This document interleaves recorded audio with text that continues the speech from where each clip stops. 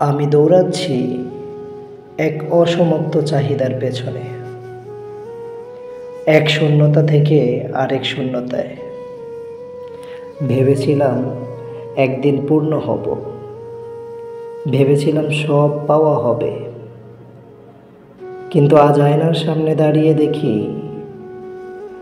আমি ফাঁকা। আমার ভেতর শূন্যতার গর্জন। যা কিছু জড়ো করেছি সবই মায়ার প্রতিচ্ছবি, ছুঁতে গেলেই বিলীন। আমি শুধু এক অস্তিত্বহীন উপমা, নামহীন, রূপহীন, গুণহীন শূন্যতায় গড়া। একজন মানুষের যখন সব কিছু তার আয়ত্তের বাইরে চলে যায়, সে একাকী হয়ে যায়।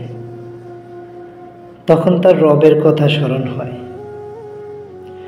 আর যখন রবকে স্মরণ হয় তখন সে আল্লাহকে সামনে দেখতে পায়।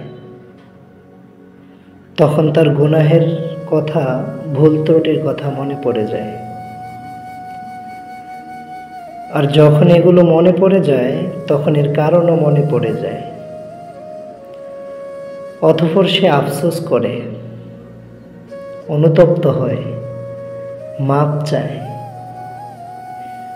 রবের নিকট ফরিয়াদ জানায়, ইয়া রব, আপনি আমাকে আপনার আশ্রয়ে ঢেকে দেন, আপনি আমাকে আপনার রহমের চাদরে ঢেকে দেন।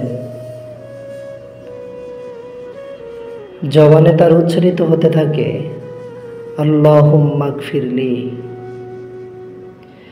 আল্লাহুম্মা গফিরলি।